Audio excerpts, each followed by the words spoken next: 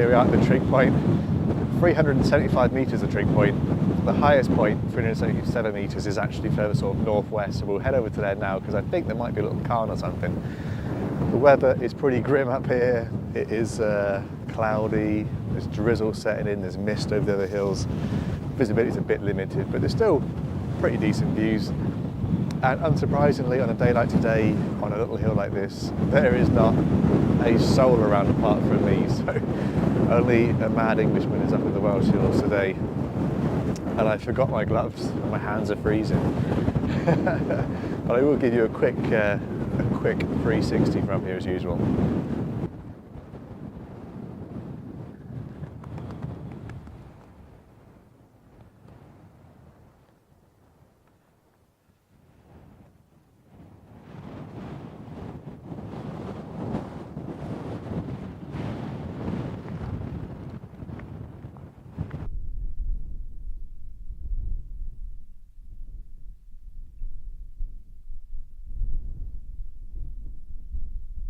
So we're heading northwest now. I'm going to go to the true high point of the hill. Now, I don't know if you've got any hill baggers watching this video, but people are actually going around trying to collect all the hills in England or Wales or Scotland. Obviously, the true high point of the hill matters a lot. You can't just go up to like the easy part of the summit. You've got to go all the way to the very highest point, which can get really problematic sometimes if you happen to wander into really dense woodlands and stuff to try and find what may or may not be the highest point. And there's often like 3 or 4 that look pretty similar. But I did try and do that back in the day. I tried to get to the true high points. This is one of the rare occasions I didn't actually go to the true high point because I had my other half with me that day, and she's not overly keen on hill walking. So when we got to the trig point, she was like, yep, that's me done, let's go back. So this is my first time over this part of the hill. It is a fairly isolated spot given its fairly central location in South Wales. Road access is pretty poor, there's extremely limited parking around here on the very narrow country lanes. So it is a bit of a wilderness, a lot more than you'd expect given its location. And yeah, sheep mown grass. It would make a decent wild camping place as well. And there's also, which we'll see a bit on the way back, we're going to go a slightly different route. There's a nice craggy side to the other side of one part of the hill as well. So it isn't as boring and as featureless as you might think just looking at the OS maps. We're on the true high point now, which looks significantly lower than the trig point. But on a clear day, you'd have really great views here, and you'd be able to see a couple of the hills that we've walked from the miners list quite recently. So yeah, really great location. And someone has built sort of stone cairns from the stone wall. So it's like a series of Daleks that run around here. But like most true summits, it's just featureless patch of grass, and you can see there the trig point, which does look, definitely looks higher, but apparently it's not.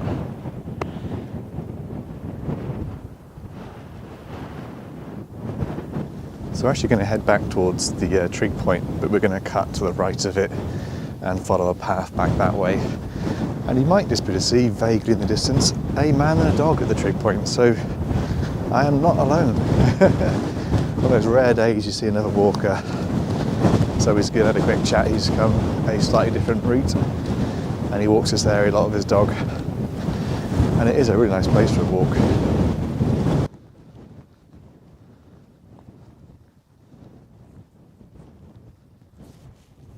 Kind of skirting around the southern edge of the hill now. See, there's a few little crags, and there's also a couple more Daleks as well, and a very nice grassy path. So we're going to track that down there, and then there should be able to follow a decent path alongside that wall back to the road and back to the car a different way. So we've kind of zigzagged down this kind of mini hill on these really nice tracks. The views south are really nice, or at least it would be on a clearer day. And we can continue zigzagging down this nice grassy track. Very pleasant walk, this one. The walk back has been on nice tracks so far, pretty easy to follow. It is actually on private land, these tracks, but they do meet up with a footpath. And if you go onto like Outdoor Active, where it follows like the ore trails kind of stuff, this is marked as an access trail. So it means I'm not the only one who has walked on it. So I do try and avoid ever going on private land when I can, really, if there's footpaths and stuff. But sometimes the trails do take you through private land and farmers don't mind if you just stick into the paths and stuff. Conditions are still a little dreary, a very fine mist, but it's not too bad. It has that kind of Sunday in December feeling where the autumn colours are gone, but it doesn't really feel like proper winter yet because it's not that cold. It's just South Wales grey drizzle. As ever, if you want to see the route I've taken, where I've parked, and all the details of the ascent, descent and distance and stuff, you can visit the website, thewalkingkev.co.uk, and you'll find a complete list of all the minor walks I've done so far, as well as other walks I've done in the area and stuff, and even some beyond South Wales. So hopefully it'll be a useful resource for somebody who wants to explore these sort of lesser known hills and lesser known walks and stuff.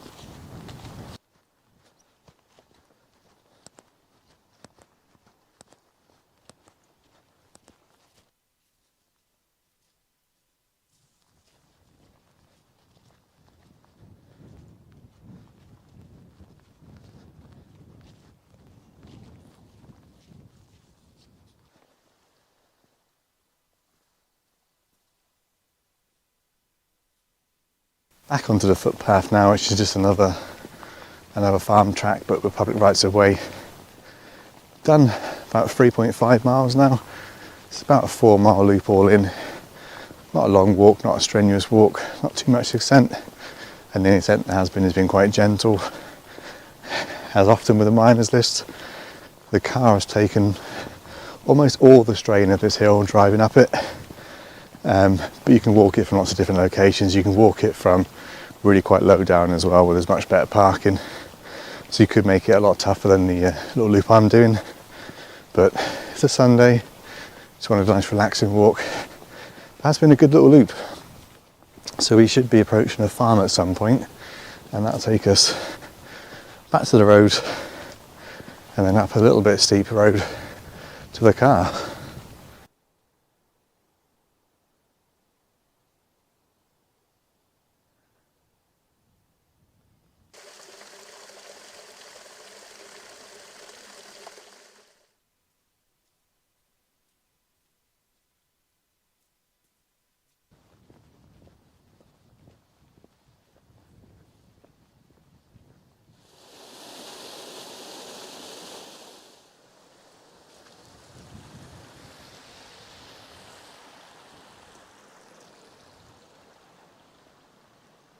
Well, just past a nice little waterfall, and we're now on the very end of this little farmer's lane, back to the very narrow country lane where I'm parked. So, bit of uphill, back to the car, about just over 4 miles in. Really nice little walk, this one. Decent little hill.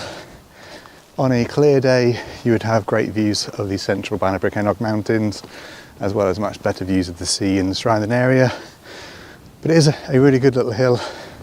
Recommended, like all the ones I've walked on the miners list, for a peaceful stroll. So, if you have made it this far, a huge thanks for watching. You deserve some kind of medal. But I wish you a Merry Christmas in case I don't do any further videos on the channel this year. But hopefully I will see you in the next one, and that may be in 2024.